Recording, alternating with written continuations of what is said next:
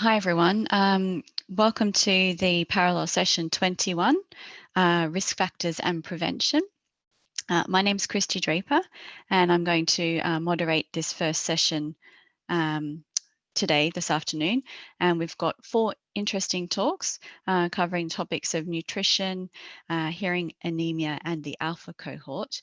I'm really pleased to say that our first talk is actually going to be a live talk given to us by Avril, and I can see Avril has joined us, so welcome Avril, thank you. Just to introduce you, Avril, Avril's an advocacy manager with the Alzheimer Society of Ireland, and Avril is going to speak to us today about nutrition. So I will hand over to Avril, thank you. And just a reminder also to put questions into the chat function, and we will pause for questions after each talk during this session as well, because we do have a little more time, so we will take questions after each presentation. All right, thanks everyone. How's that looking, Kirsty? Yes, perfect. I can see your slides, so that's great. Brilliant. Great. Good afternoon, everyone. As Kirsty said, I'm the advocacy manager with the Alzheimer Society of Ireland.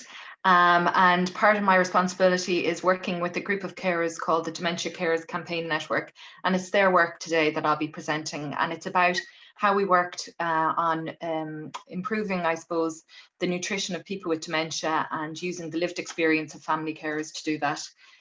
There are details. We're all live on the Twitter at the moment, so please, if you're interested in what I'm saying or have any questions, please do tweet us there. So a bit of an overview. I'm going to tell you a little bit about who the Dementia Carers Campaign Network is. I'm going to give you the background and the rationale for the work, and I'm going to give you some examples of the work that we produced and the impact that it has had. So here they are. This is the Dementia Carers Campaign Network.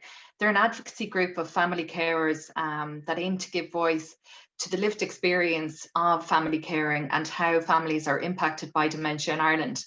We know that listening to the lived experience of carers is so crucial to our understanding of how best to improve the journey of dementia for the person diagnosed and for the family caring for them. We have about 30 members throughout Ireland, and they work to highlight the role and challenges facing carers, and they do this through appearing on the media. They challenge our policymakers and politicians to ensure their measures support family carers, and they also ensure the carer voice is heard and involved in many of our different research projects and also in work that I'm going to present today. So a little bit of background and rationale for the work. We began this back in 2015, working in partnership with an organisation called Nutricia. Nutricia, they're interested in promoting and highlighting the importance of good nutrition for people with dementia. And the work started out as a booklet, which you'll see there, being launched in 2017. And the booklet was called Eating Well with Dementia, Practical Tips for Family Carers. We did a series of focus groups with people with dementia and their family carers to develop the booklet, and their feedback, like I say, was their feedback from the focus groups became the content for the booklet.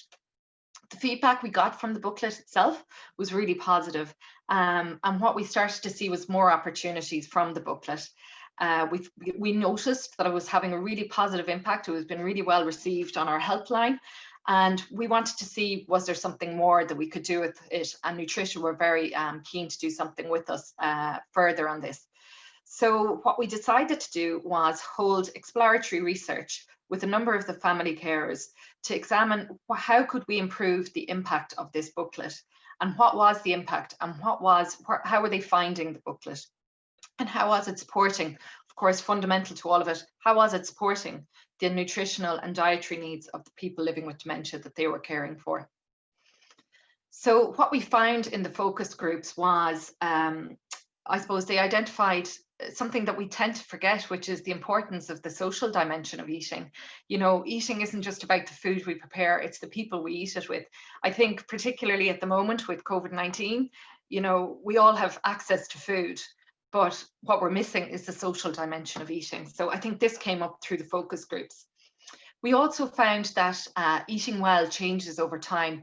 And of course, it was obvious, it depends on the stage of the illness that the person is at as well. What was lovely as well is that people talked to us about the coping mechanisms And they said, it's okay to laugh. And I suppose what the family carers told us is that they found the importance of finding humor in sometimes really difficult and challenging circumstances was a real coping mechanism for them. The booklet also supported family carers around highlighting the importance of documenting and monitoring the weight of their loved one.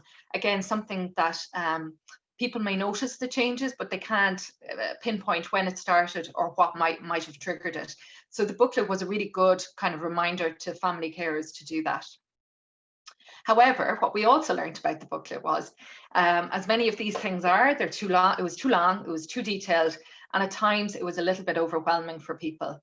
And converse to this, some actually said what was being presented in the booklet was too nice, it was too rosy a picture, and it didn't highlight enough some of the really difficult challenges that people had in caring for a loved one, and particularly around feeding. I know the other day, or was it just yesterday, it seems like a long time ago, I watched a really interesting presentation about the refusal of food in a person with dementia, and I think that's something that's common when it comes to eating. So people felt it didn't kind of delve into the difficult issues enough. It also did not distinguish between the different stages of dementia. Again, it kind of looked at it a bit too, just as everyone, I suppose, is dealing with the same issues at the same time, which, as we know, is not the case. And they felt that it didn't truly reflect the breadth of challenges that people caring for a loved one with dementia are facing in terms of promoting good nutrition for their loved one. So what did we need now? Well, I suppose most importantly, what the advocates found and the carers that we worked with, what they found was that in some instances, like I say, the booklet didn't really capture the real life experiences. And they felt that if they could have a series of short videos capturing those difficult real life experiences, and sometimes those, like I say, the humor in those real life experiences, that would be much more impactful for family carers. So it was agreed that we would produce a series of short videos capturing family carers talking about their real life experiences of trying to support the good nutrition of their loved one. The aim of the videos was to share their experiences of caring and offer real life insight into the main topics detailed in the booklet. A number of the family carers who had participated with us on the research also took part in the videos. And I suppose what was pivotal to all of this, and we were all really keen to achieve it, and it wasn't as easy as it sounded, we really wanted to create an environment for the videos that was homely. We wanted to capture people chatting at the kitchen table. That proved a challenge in terms of editing and streaming down the videos, because the conversations that the carers that featured had were so rich. And what I'd like to do now is just hopefully, fingers crossed, play you a video. It's about 2 minutes long, and it just captures, I suppose, the overall essence of what the videos were trying to achieve. I'm just wondering, is the sound optimized, or can you hear that? There wasn't any sound coming through initially. Perhaps okay, our moderator so can help us. If the moderator could optimize the sound on this, that would be brilliant. Hi, Avril. Before you share your screen, Yeah. you could check a box that says optimize sound for video. Yeah, I'll do that. Thank you. I wanted to do that, you know, at the very start, and I knew I'd forget. So I'm gonna, let me know, Kirsty, if this works. Once you start experiencing what's going on, and I would be so happy to have had this to sort of pick up the first few pages and say, yeah, I'm there, and what else is in this? Okay, you know, I've got a roadmap going down the road of things that I may have to consider. There's a mention of, you know, oral care as well, looking after your teeth, because I mean, if you have mouth ulcers or something like that, you're not going to want to eat. It's going to be really sore. There's a section on chewing and swallowing problems, and it also mentions something that is very problematic, I think, for people with dementia and older people as well, and that's constipation. Yeah. It can be very debilitating. It can be very debilitating. And people can often not have the ability to actually to explain that they have that feeling. what I like about it as well, even though I didn't have it when I was looking after my mum, but at least when I read it now, at least I kind of feel I was doing the right thing. Yeah, so yeah. So, you know, I'd say a lot of people are doing, you know, giving the right food groups and are aware of it. But it's good to just to look at that. Reassuring. And say, yeah, it's reassuring. Yeah, when absolutely. Yeah. When you're at the cold face on your own, and there's not all your friends want to hear about your problems. You know, and you in turn don't. In my case, I didn't want to be Mr. Dementia. You know, that every time my friends saw me coming, that it was sort of, oh, here's your man. You know, it's good to have to listen to this stuff again. No, you end up coping with stuff on your own, and to have something that's reassuring, you know, it's really great assistance and a great asset to have. Yeah, it is reassuring, yeah.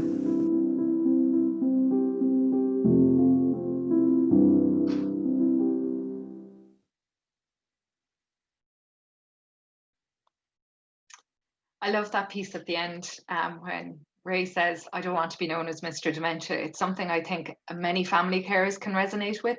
That piece that, you know, they don't want to be just known as somebody who will, you know, trouble their friends with their issues. And people really, as they said in that video, they don't have places to go to talk about these. So that was just a short snippet of Ray and Susan. And like I said, we had hours and hours of content, really, really rich content.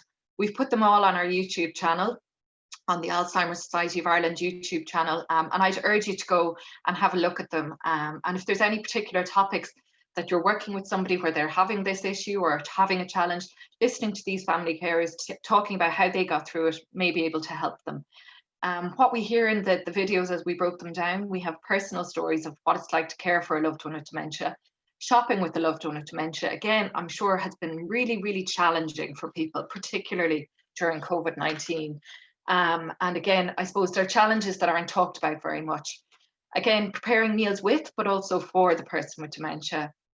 How dementia can alter food preferences. I know it can often really alarm a family carer where somebody who never had a sweet tooth suddenly can't stop eating biscuits, or, you know, maybe always ate at a regular time and now their eating patterns are very, I suppose, disrupted. Again, the impact that, you know, poor nutrition or particularly dehydration can have on a person is highlighted in the videos. And some of the ways that that can manifest in a person's behaviour is highlighted by the family carers. I suppose I should have said as well, each of the videos that I've just mentioned there, they're interspersed with, I suppose, kind of professional tips and resources that can support a person further. So it's not just the family carers conversation. And with that, we have a piece on dysphagia, where Ray speaks to the speech and language therapist about what dysphagia is and how it can present itself in a person with dementia. And like I say, we also talk in some of the videos, they talk about the social impact of eating together and the challenges, but also the great benefits that it can bring. The impact of the work, people can really relate to these videos in a much more effective way. Like I say, they're much more accessible than a booklet. And I suppose you can take away something from each of those short snippets, and we've tried to keep each of the videos short. There's very practical tips, and they're practical tips from people with the lived experience.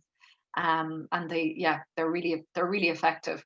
The experience shared often referred to a specific stage of the journey in a more appropriate, specific way. So particularly, I know from looking at Ray's piece, he talks about his dad, and he talks about the stage that his dad was at and the particular challenges that came with that stage.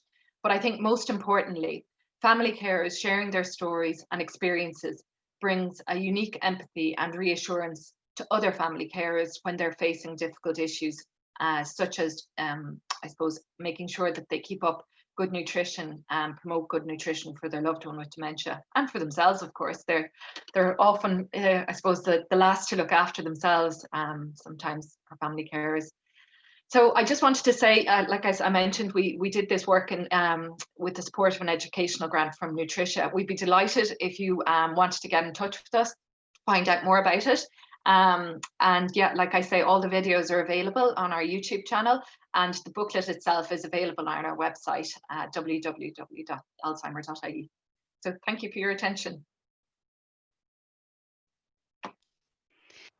Thank you very much, Avril, for your talk today. It was very interesting. I've been keeping an eye on the chat function where people have been submitting their questions while you were speaking. And I do believe there were questions coming up about availability of the books and the videos, but I think you've answered that for us at that last piece of your talk there. So you mentioned the YouTube and your own website where those things can be downloaded or viewed. So I think that answers those questions that came up around availability of your resources. And I think there was one other question. You mentioned the work was supported by Nutricia, and someone just asked to clarify that is Nutricia, the company who produce Suvinate. They're not Suvinate. It is. Suvinate, yeah, well, they did. Yeah, they still. Yeah, they did produce Suvinate. And I think originally I was looking back on my notes preparing for this, and I know they had approached us about Suvinate, and their motivation was very different, and it wasn't right for us. And they came back to us a couple of years later, and they appreciated and took on board what we had said to them about Suvinate, which was they just wanted to try out Suvinate on people with dementia, and we said no, that's not how we do it. And when they came to us with this proposal, it was much more collaborative, and it was about education. And obviously they're a nutrition company, but I think the sell was not as it wasn't as obvious. And in fairness, the booklet doesn't delve into, although it does address supplementary food, the food supplements that people will often need. But it was an interesting one for us as an organization to make sure we get that right. Yeah, it's very important to get those things right, but great that you could get their support in a way that enhanced the work and added to the work that you wanted to do. So I think that's fantastic. Yeah, and they made sure they printed loads of them since, so that's great. We didn't have to worry about reprinting and things like that. Fantastic, that's brilliant.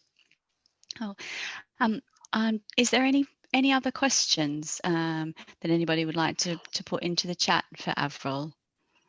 Oh, yep. Okay, we've just had one question pop in, and the question is, on the topic of nutrition dehydration, are there any good tips for encouraging people with dementia to drink more?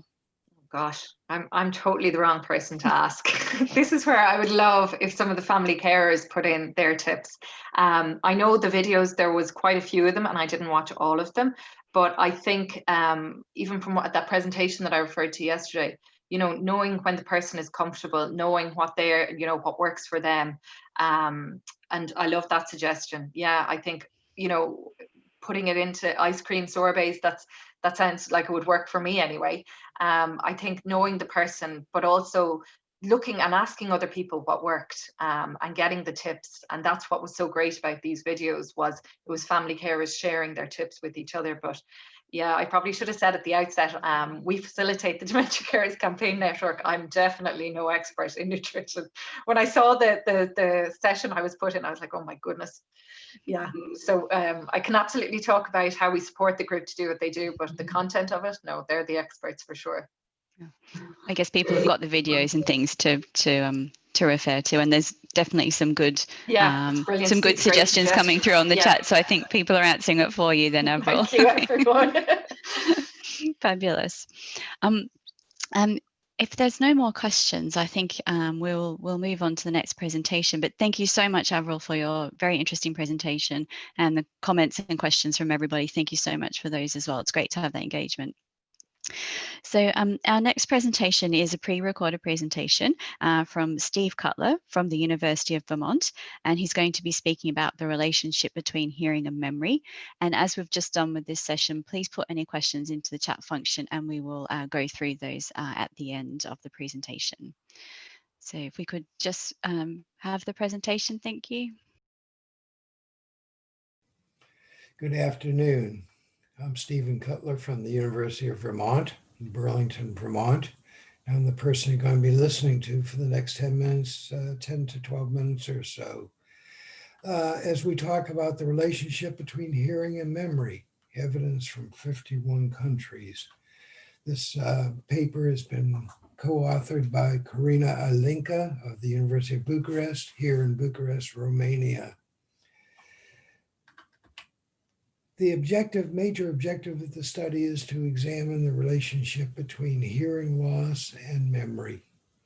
By memory, we refer to, we talk about cognitive limitations, cognitive reduction, cognitive diminution, but take your pick.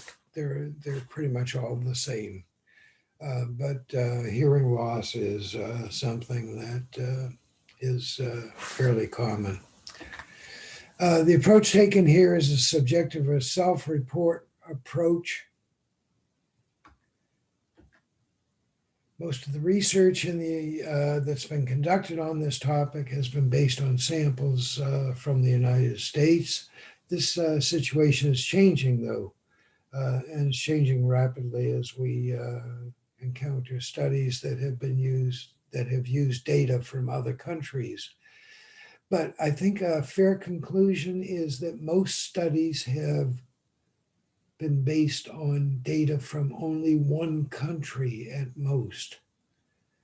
Now, how do we improve upon that? Now, we use the Integrated Public Use Microdata Series, the Microdata Series International that we've downloaded from the University of Minnesota, the Institute for Social Research and Data Innovation at the University of Minnesota. These data include persons 60 years of age and older. There are over 11 million persons 60 years of age and older. They come from 51 countries. How does a country get in the sample of 51? Basically, it involves countries which have a full set of information about the variables that we are using. Hearing loss, cognition, and the 4 control variables. If a country has complete information on those, it is eligible for inclusion in the study. Now, in terms of reported hearing, is this person deaf, or does he or she have a serious difficulty hearing? That is the question that has been used in many of the studies. Reported cognitive ability because of a physical, mental, or emotional condition. Does this person have serious difficulty concentrating, remembering, or making decisions? That is the relationship between hearing and cognition. Now, we do know that there is some variation in the question wording from country to country, and this is to be entirely expected. Given that the countries participated in the IPOM series, or that the IPOMs were able to obtain data from countries, from the 51 at least countries, the number is much larger than that. The number of data points that are available is much larger than 51. But given that some of the countries that participated for the earliest data come from the 1960s or 1970s, so that the data have been gathered for at least 50 years from some of the countries. And given that also that there are 51 countries, it would be a surprise if there weren't variation in the question wording. But how do we handle it if there's more than 1 year for any particular country? The United States, for example, is a country in which there is more than 1 year of data available. And all variables are included in more than 1 year. The answer to this is very straightforward and simple. We have simply taken the most recent data set that is available. In terms of the core bivariate relationships between hearing and memory, we look at Pearsonian correlations, the multivariate relationships. We use regression analysis, and we have controls for the educational attainment of the subject, the gender of the subject, the age of the subject, and the marital status of the subject. We thought it might be useful just to present the summary of the results. The R between hearing and memory is 0.334, which is very strong for a relationship between two variables in the social sciences. The beta is the relationship between the two variables, hearing and memory, with the effects of the 4 control variables removed. The multiple R is the effect of the 5 variables taken together and their effect on memory.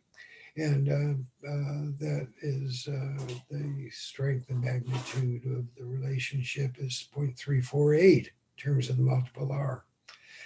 If you multiply the multiple R by itself, you get the R squared multiple, or the adjusted R squared, which in these cases are the same given the large number of subjects. And it indicates that about the 5 variables together to explain about 12, a little over 12% of the variance in the dependent variable. Now, that may seem like a lot or a little, depending upon your point of view, but in terms of the social sciences, explaining 12% of the variance is a fairly high percentage.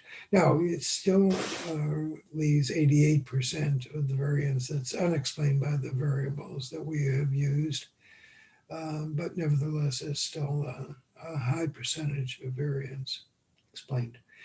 The average N is simply the 11 million subjects divided by the 51 countries and gives us the average N. The actual N, of course, varies considerably depending upon the particular country that's supplying the data.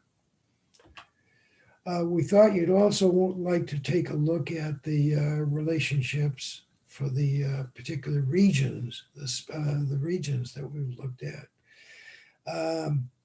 I won't comment very fully on these data except to say that the R varies between 0.086 for the person 60 years of age and older from the 9 South American countries to 0.671 for the 8 countries and the person 60 years of age and older who are in the Asian region. These are the regression coefficients, and they respond, act very similar to the direction, strength of the relationships that we saw for the bivariate correlation coefficients. South America, 0.075 to 0.641 in the 8 Asian countries.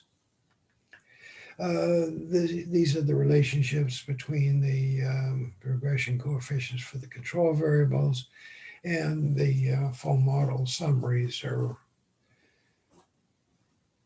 included in this table, table 4. Now, in terms of conclusions, if you can't hear it, you can't remember it. Professionals need to be sensitive to the hearing ability of their clients and their patients. Let me put this another way, that all professions act on a model of informed consent. And informed consent, we know that there are threats to the operation and to the way in which informed consent operates, and these threats come from both sides of the relationships. They come from the professional, and they come from the person. But nevertheless, if you can't hear it, you can't remember it. You can't act upon it. If you can't hear it, you can't remember it. And that's the main conclusion that we would like to leave you with. Now, the next steps in this research program are to examine the links between the subjective and objective measures, the causal connections between hearing and dementia,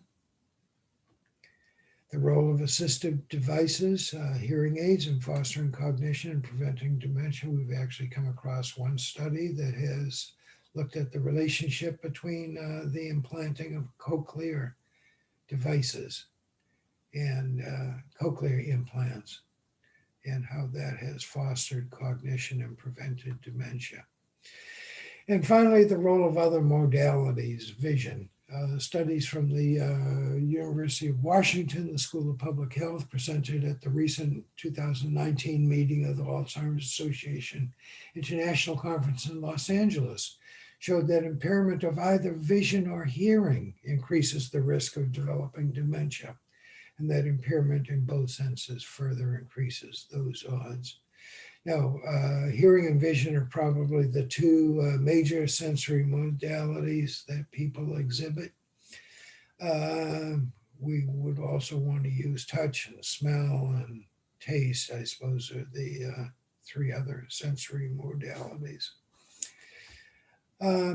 We have begun actually with this data set to look at the relationships between hearing loss, visual acuity, and cognitive limitations among the older persons, persons who are 60 years of age and older from the 51 countries.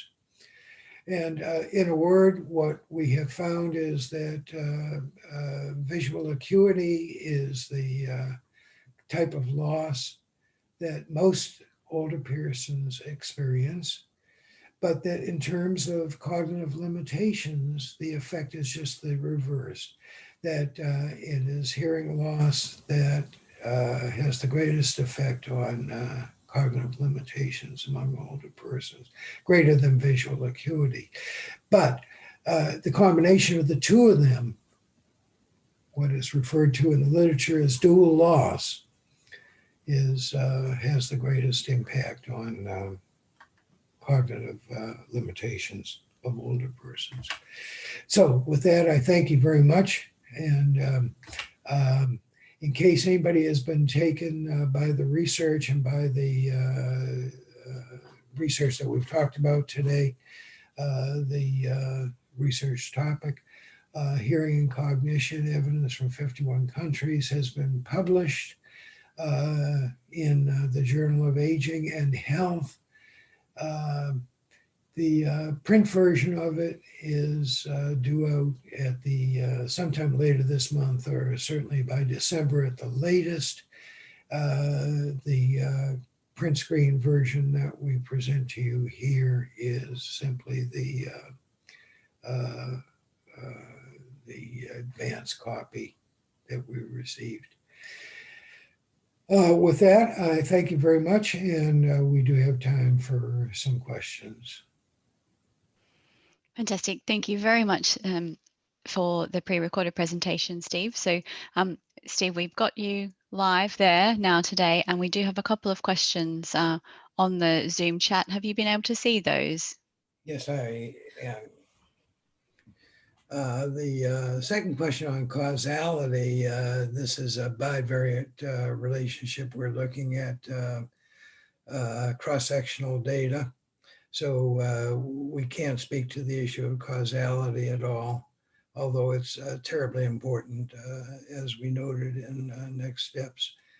Question on language used included. These are census data from each of the countries, each of the 51 countries. So it is likely that each of the surveys was conducted in the language of that country.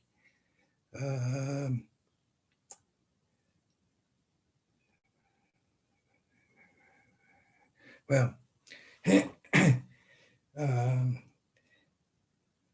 yeah. Let me pause there and see whether there are any additional questions.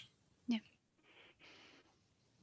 Great. If anybody does have any additional questions, please feel free to pop them into the chat.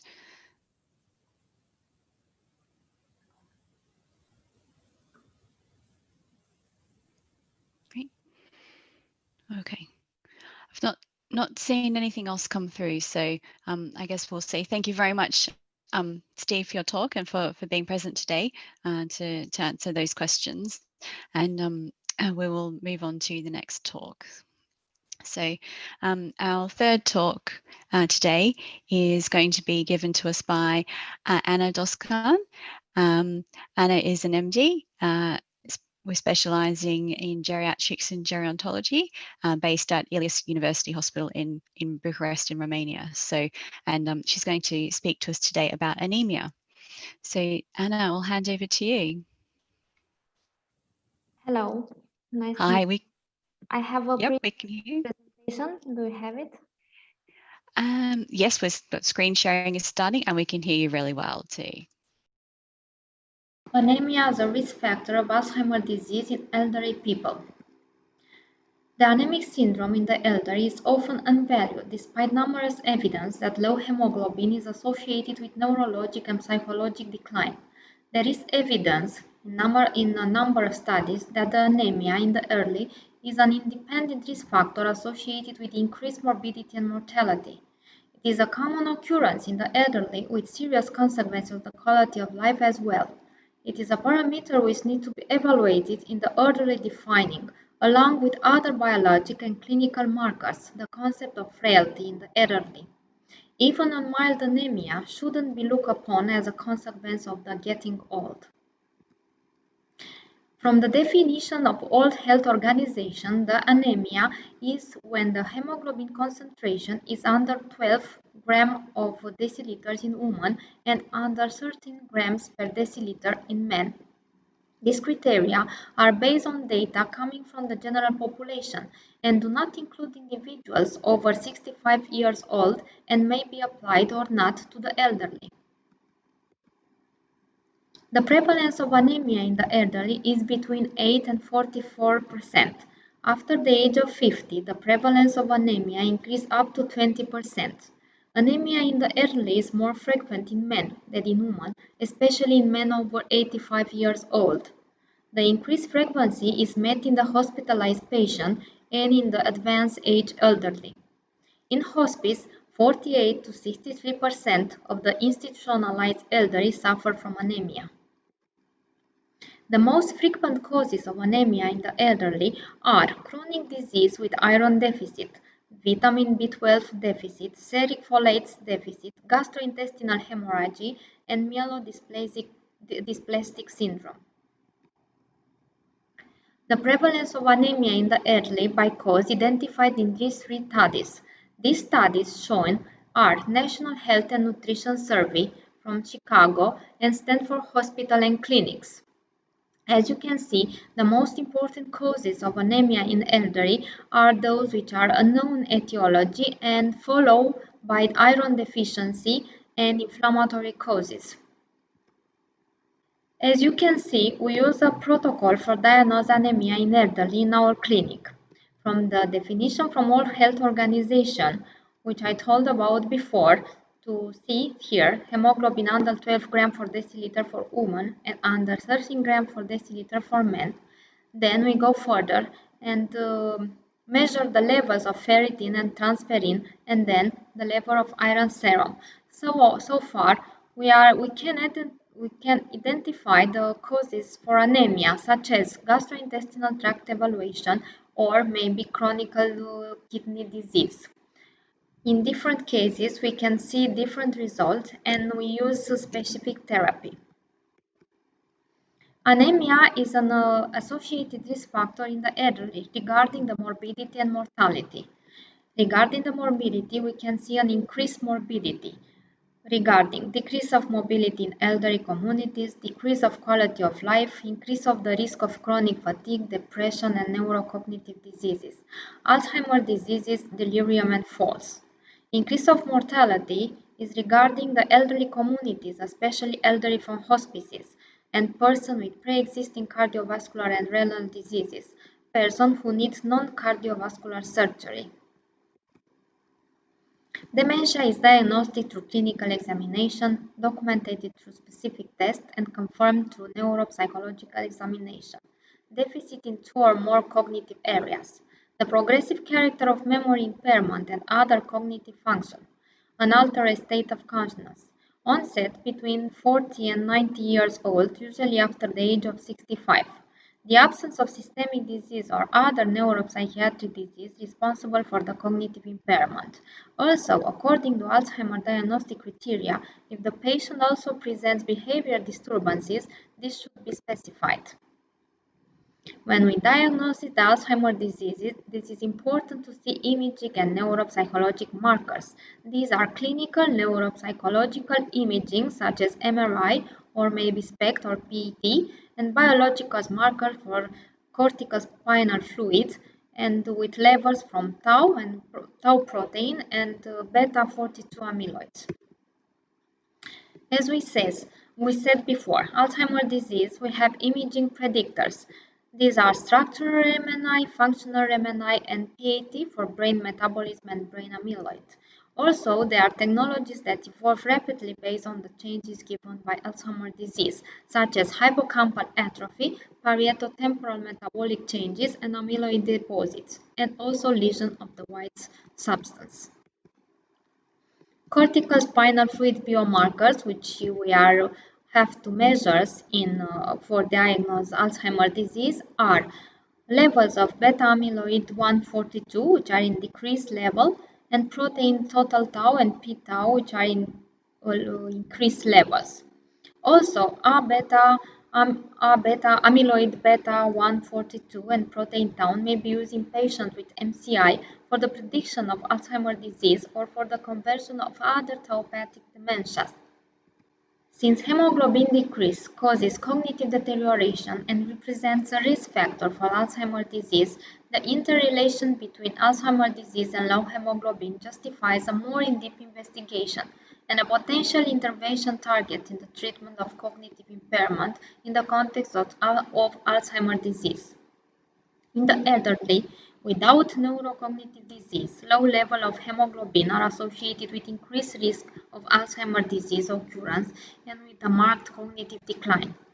There is an intense preoccupation in the last years for the discovery of new risk factors involved in the etiology of Alzheimer's disease, since anemia is involved as trigger but also aggravating factor in the deterioration of the cognitive function.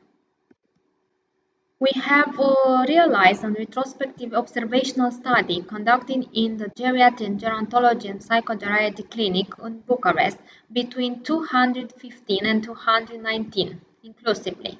We have a lot of 466 patients diagnosed with neurocognitive disease of different etiology, which also associate or not the diagnosis of anemia of various causes. Patient age was between 48 and 93 years old, and distribution by gender was both genders depending on the addressability in our clinic. Our scope was, and the primary objective, to demonstrate that the hypothesis that anemia in a patient with Alzheimer's disease will cause the deterioration of his or her neurocognitive status. The patient has been evaluated from a geriatric point of view using the following battery of tests: mini-mental state examination, the clock drawing test, geriatric depression scale, letter and semantic fluency test, activity of daily living, instrumental activity of daily living, and mini nutritional assessment.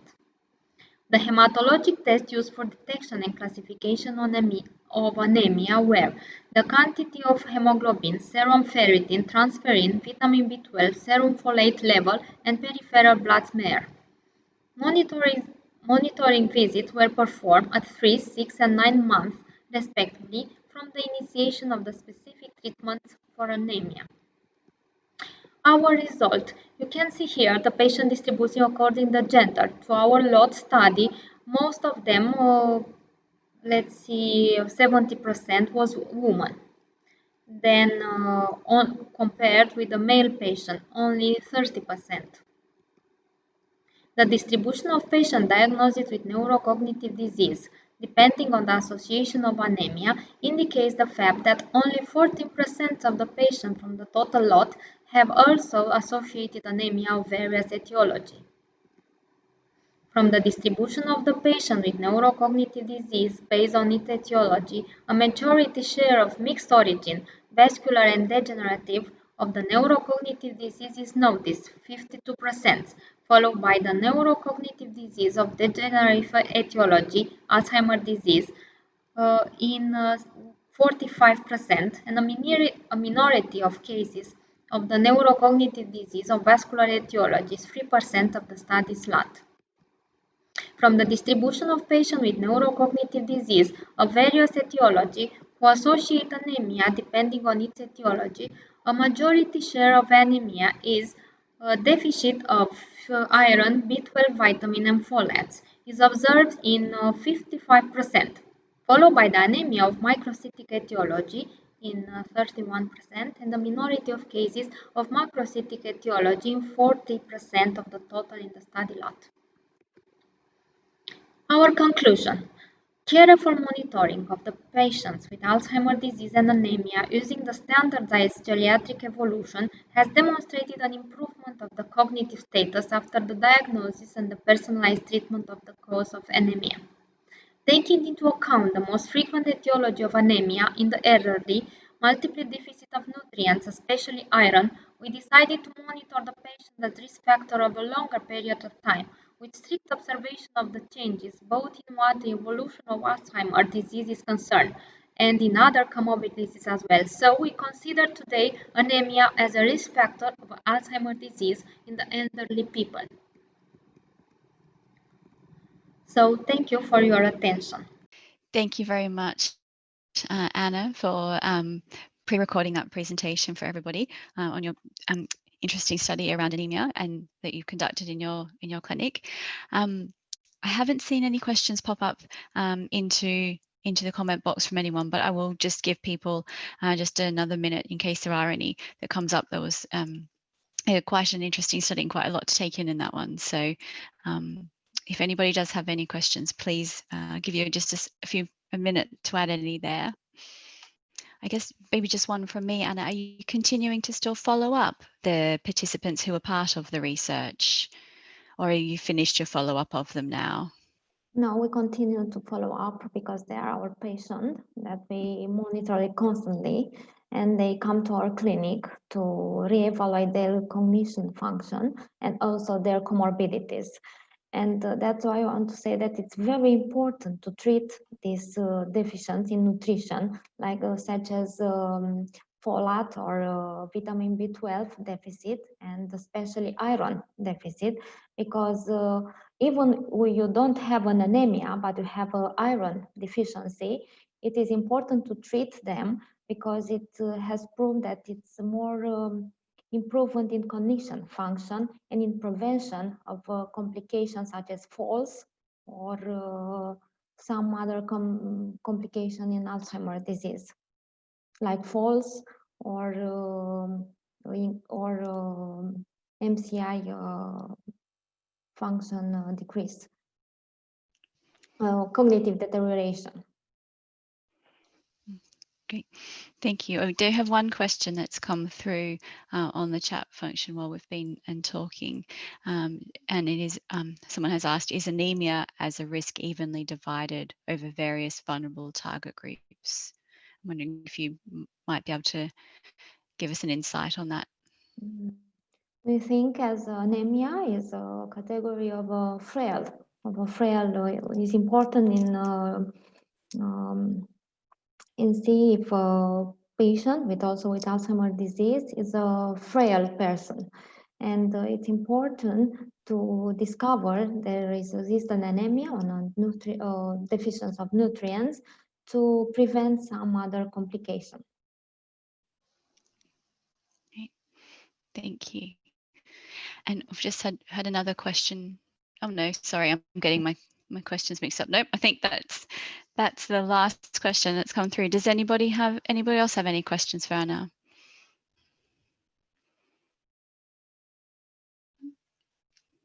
Okay. Okay, so thank you. Great. All. Thank you. To expose my results and our colleagues' results to our study. So thank you. Thank you very much, Anna. It was very interesting and really great research. So thank you for being here today. So we'll move on to our next, and I believe this is our final presentation for this session today. We're going to hear from Guillaume FRASCA, who is the Head of Research and Studies Department of France Alzheimer's and Related Diseases, and he's going to speak to us about the ALFA National Pilot Cohort. And so this is a pre-recorded presentation, so I'll ask if we can have that put up, and then as again, please put any questions into the chat and we'll discuss those at the end. Thank you. Hello everyone, I'm Guillaume FRASCA. I'm in charge of the scientific department of France Alzheimer and Related Diseases. And I'm here to talk to you about a very exciting project we're about to launch called ALFA-3. It's a project for a national pilot cohort to improve prevention on Alzheimer's disease. So, as you all know, prevention is a key factor in Alzheimer. A recent report by the Lancet Commission published this summer detailed the 12 modifiable risk factors that can prevent or delay up to 40% of all dementia cases, from early education to hearing problems, some factors relating to nutrition like alcohol or physical inactivity, to other more environmental problems like air pollution.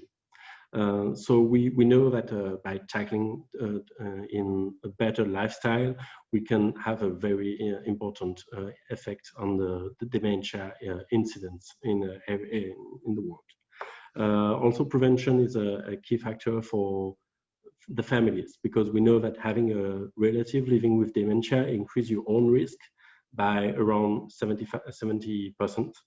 So we need to understand better how this increased risk emerge. Is it some genetic background? Is it environmental or lifestyle factors that are common from the siblings to the parents? So we have to better understand this point. And third part where prevention is also important is about caregivers, because we know that taking care of a relative living with dementia is very demanding. It takes a lot of time, takes a lot of effort, and it can have important impact on your health, both physical and mental health. And we have to better understand how taking care of a relative had this impact, and how we can reduce this impact, and how we can prevent some of the health problems emerging inside the caregivers population. So that's why we decided to take care of this prevention problem, and so we gathered a team, and we thought that we need to better understand this, and to better understand this problem of prevention, we have to have a tool, an epidemiologic tool. And so we aim to build a nationwide cohort called ALFA-3. So why do we name this cohort ALFA-3? ALFA stands for Alzheimer Families, because we're associations that since its beginning is taking care of families dealing with dementia. And the 3 stands for the 3 pillars of this cohort. Because this cohort will gather first people living with dementia, and second part their caregivers, and the third it's their first degree relatives, their siblings, their children, and maybe their parents. So ALFA-3. Our objectives with this cohort are multiple.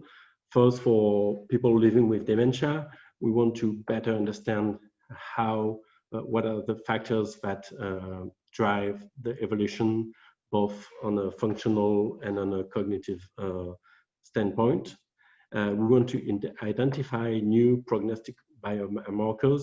We know that biomarkers are a huge issue right now, mostly blood biomarkers, and we think that by analyzing analyzing a big bank of blood samples, we can identify some markers that can help us determine which patient will have a good prognosis, and which has to be taken care specifically because he has bigger health issues.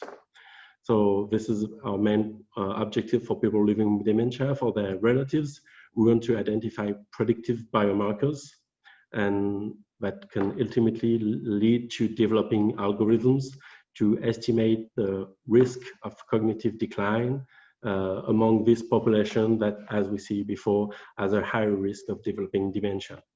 And for the caregivers, the goal of this cohort is to identify factors affecting their quality of life. I would say taking care of a relative living with dementia is demanding and can have an impact on your health. And we also want to identify factors factors specific to the caregivers that can influence the cognitive decline of the person they're taking care of. So this is the main goal of this cohort. How will we operate to achieve these goals? We have three main ways of getting information. First, we imagine a couple of clinical visits throughout the life of the cohort.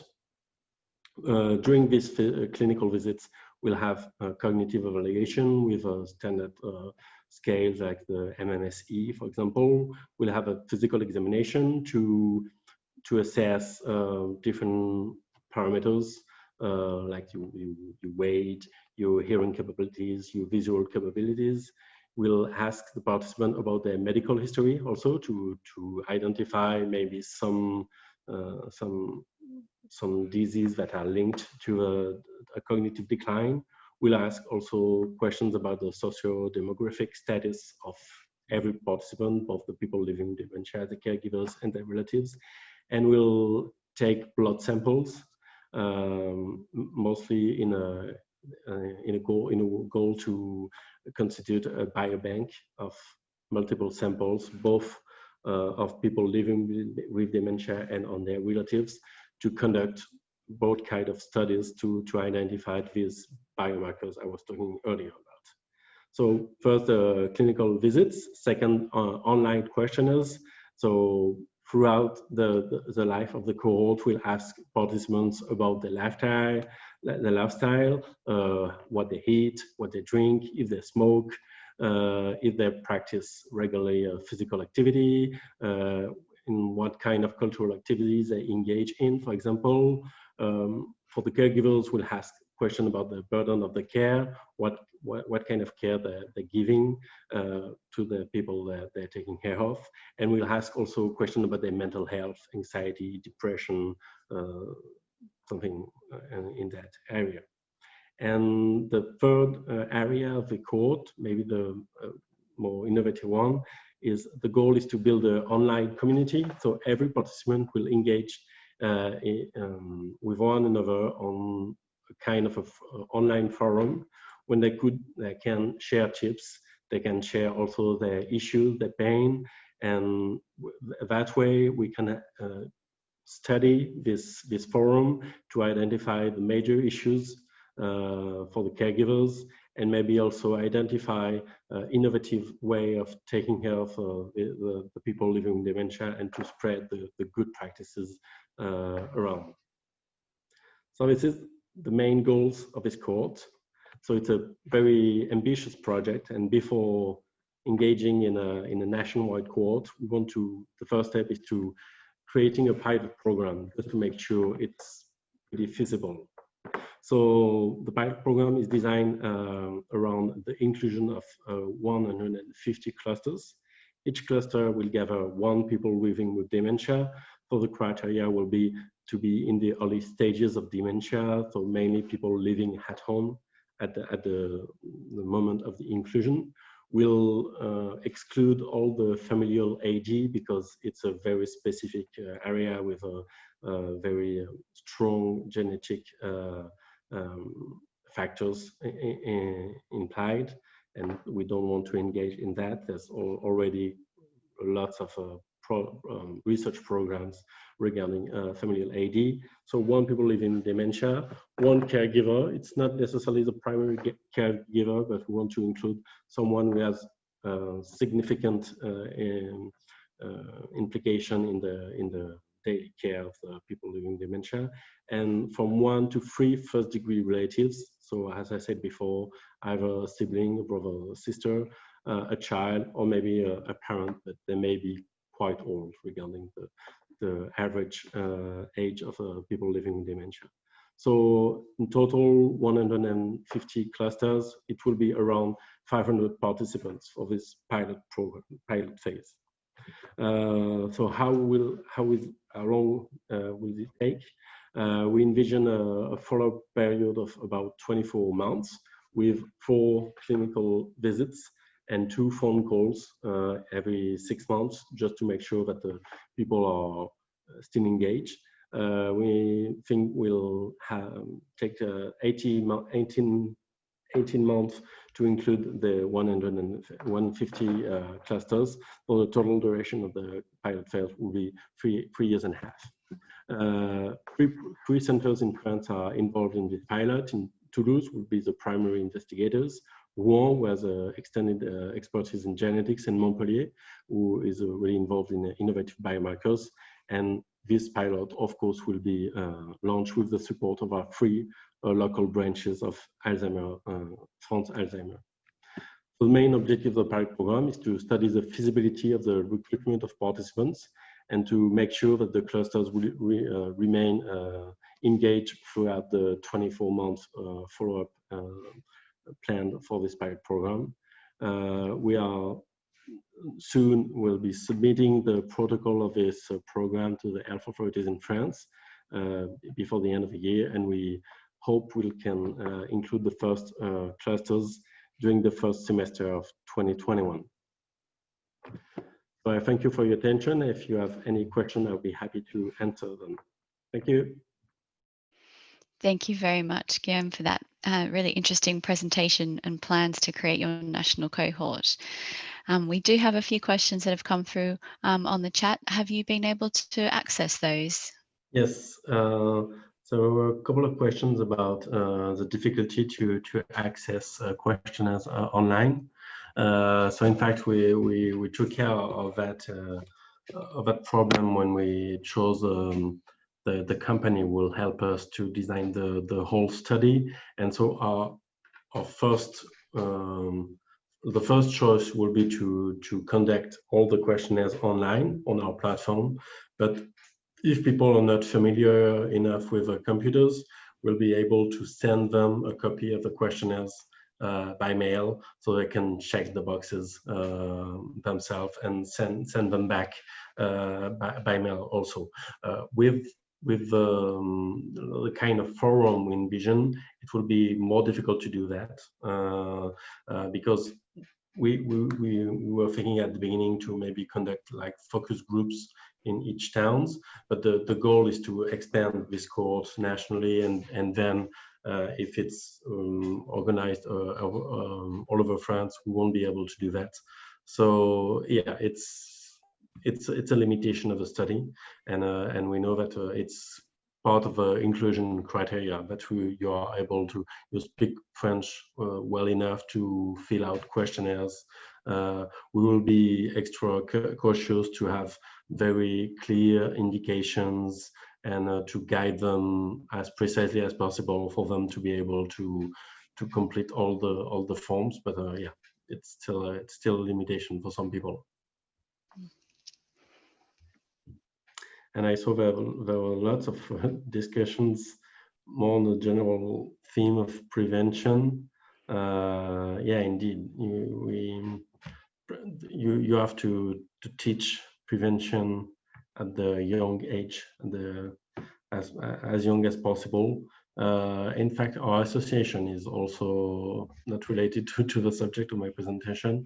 Is also working on that. We just worked with a company who publishes books dedicated to kids between 7 and 12 years old on different kind of subjects like racism, disability, stuff like that. And we just published a book dedicated to Alzheimer's disease with, yes, in order to engage a discussion in the classroom about this sensitive topic with very like real life situations. You go to visit your grandma and she seems to forget some things, and how can you talk about that with kids at a young age? And yeah, it's important to talk about that and to explain at the young age that there's still some things you can do to improve your mental health. That sounds fantastic.